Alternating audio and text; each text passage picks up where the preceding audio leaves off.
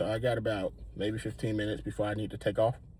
But I did want to give an update on my career progression from Per Scholas to to landing a SOC job to now being a security engineer. And the cool part is I wanted to go to the eternal side. I wanted to go to the eternal side of, SOC, security operations. And I got that, so I'm happy about that. I got the role about I know 6 months ago, and so I wanted to wait for a while I fill the role out, make sure I was going to be staying hopefully for a while. But yeah, so I'm pretty much at my 6 months mark, 6 month mark, and I wanted to talk a little bit about it and kind of the differences and some of the non-differences. So let's jump into it. So I'm still in the SOC, but the difference from MSSP into internal SOC, we don't have the clients or sort of like SLAs when it comes to like handling emails and stuff like that. And if you work in the MSSP, you kind of know like if the client reach out, you got to really hurry up and get back on, like get on that email. You might open up a Slack channel or jump in the Slack channel you already have to say, hey, anybody can grab the logs for this or do this, and one person will respond quickly and say, we're looking into it, just something like that. That changed a little bit because, the emails that we might get now might be just from other teams. And I don't want to get into too much details anyway about kind of like the operations where I'm at now. But, that's one difference. Another difference is the detail on investigations. I would say right now when I'm doing an investigation, and it's not just because I'm an L3 now, or a security engineer now, but I'll say the investigation is much deeper just in general when you go internal. And it's a bit of a wake-up call. So, like let's say MSSP, you might see something and say, oh yeah, you just kind of know it's a false positive. And what you can do is a lot of times you just might write, yeah, false positive, and you might do like a just generic note on something that's everybody know or thinks is a false positive. At my new role with this internal, this internal SOC, that won't cut it, right? You might get some kind of talking to about, about why you put such light notes. So you got to have, detailed notes when it comes to this. And I don't know if it's the same for all internal, but I know for us, the notes have to be really, really detailed. You need to make sure all your log sources are always attached. You should be doing that even at an MSSP, but I noticed at an MSSP, the alerts we had a lot more alerts. So, and I'm jumping back and forth here, but let me just talk about the alert volume at an MSSP. Like, so we at an MSSP, we might have 50. You might have 50 alerts an hour, right? Something like this, something crazy, right? So, and that was my first experience. I don't know if it's different in other MSSPs, but you had a lot of work. Here, the tuning and things is a lot better. So the alert count is lower, but the investigation is deeper. So even though you might have a lower alert count, but the investigation to me is just more significant. Your analysis means much more on the internal side. So MSSP volume is crazier. Here it's a little bit less, right?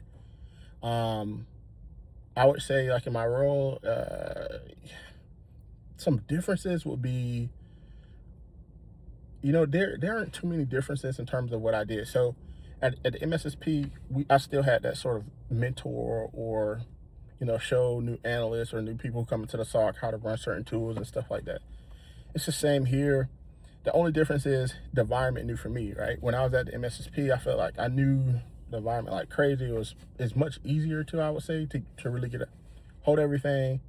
I enjoyed the client aspect of it.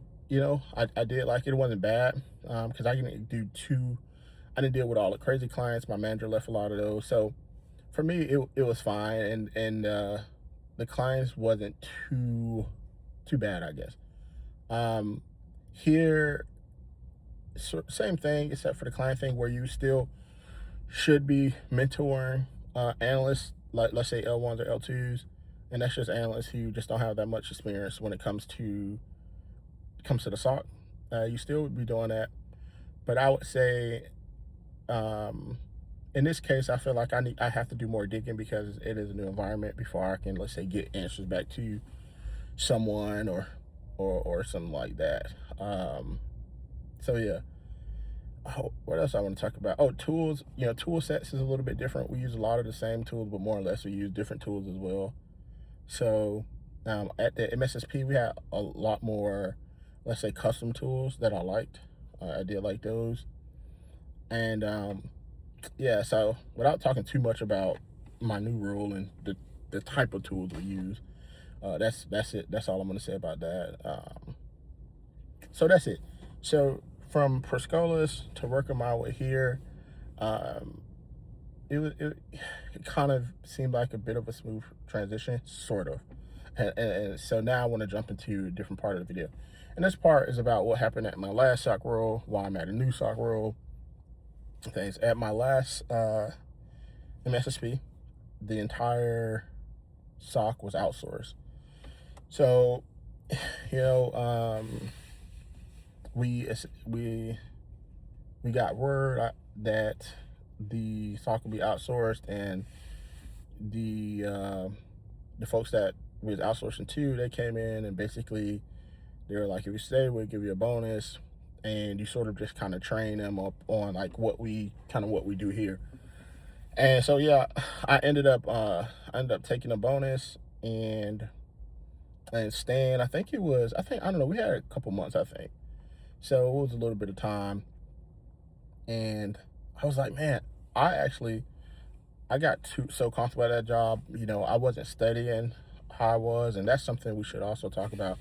I didn't study as much as I should have studied in case something like a layoff would happen, or the entire SOC could be outsourced. I wasn't thinking like that, and I think that came back to kind of get me in the end, right?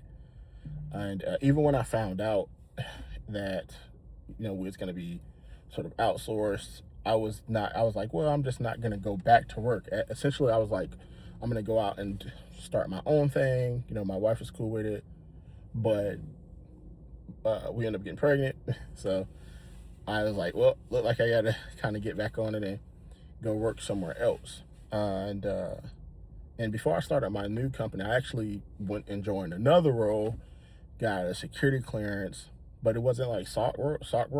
It was in security, but it wasn't SOC work or anything remotely close. And I don't want to talk too much about that, but it was a big company. So I ended up going, then I ended up getting a call from the company I'm with now, and I had applied to the company I'm with now before I even took this job, right? So the previous job. Anyhow, I might get more into that in a different video.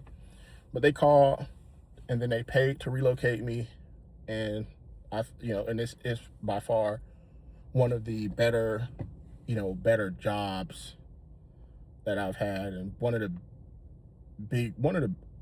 worked for a few big companies, but this was a big company on it, and it's only the first internal SOC. So I'm getting my words twisted a little bit, but I really do like the company. The company showed a lot of love by just relocating me back to where I wanted to be. Okay, so now, really quick, I can talk about some pros and cons about where I'm at now. Everything in terms of the team that I'm with, that I work with, is great. Starting a company, there was a little bit, but don't want to get into that. But I'll say the only thing is that they have me in office, and I agreed to come to the office, but it's just quite weird because I work an interesting shift. So I'll be in the office by myself for like 7 hours. My team that I work with is somewhere else. So I think it's just weird that they would say be in the office, because there's no value of me being there, right? And I always have these conflicted thoughts where it's like, well, be grateful. It's just going to the office, but I am grateful, but also the logic doesn't make sense. So I think that'll be a con. And it's not like I'm gonna push back and say, hey, this is silly for y'all to have me here because of XYZ. because I think that would be not perceived well, and they might take steps. Next thing you know, I'm laid off again. But that's one of the cons. I mean, I would say that's pretty much the only con.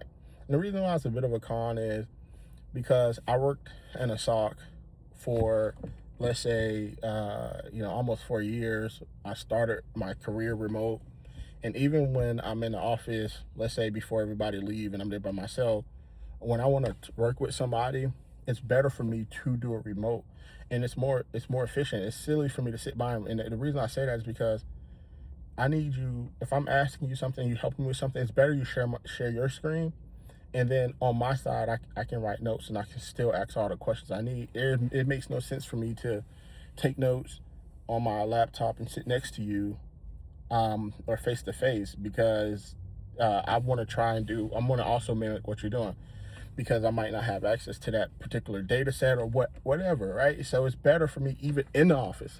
I had this conversation with somebody when I first joined. He was like, yeah, we can just come do this thing right here beside me. I was like, nah. I was like, let's just do it. I'm going to sit at my desk and just Teams me so we can do it that way. He was like, he said, oh, it's something like, that's lame, man. Why we do?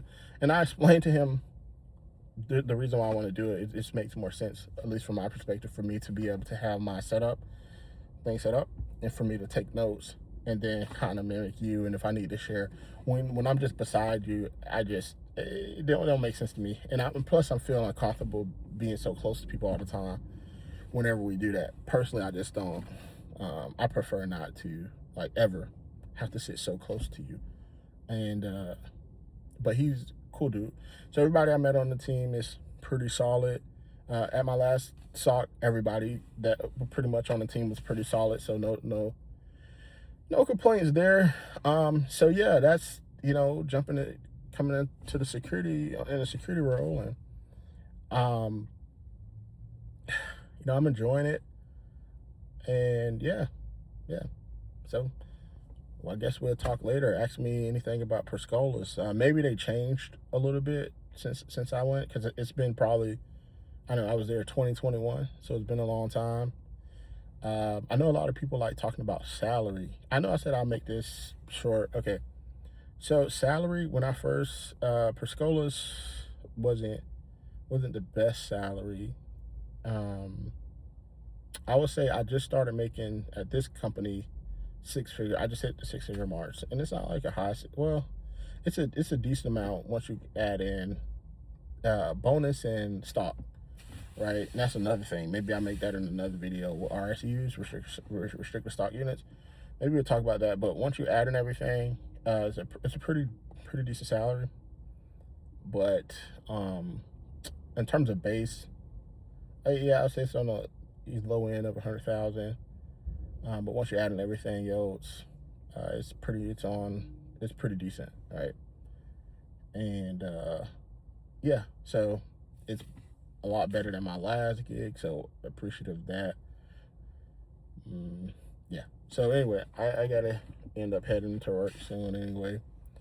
But I just wanted to give an update on my where I'm at now, without drawing this video up. I got a lot of updates, right? I want to talk about, having a son and working, how it feels to have a kid while working in cyber. I'm just about to just maybe make that video right after this. No, I'll make it later, but talk about having a kid and how that kind of affected my studying, how it affected my outlook on life and career. I'm into a lot of things, that changed for me perspective-wise. And that's kind of why I think when I think about going to the office and the logic of it, I think more so of, I think more so of it don't make any sense. When I'm not in the office, I get more time in terms of like trying to go work. Well, I do work out more. I did work out more when I was remote, because it just felt like there was more time.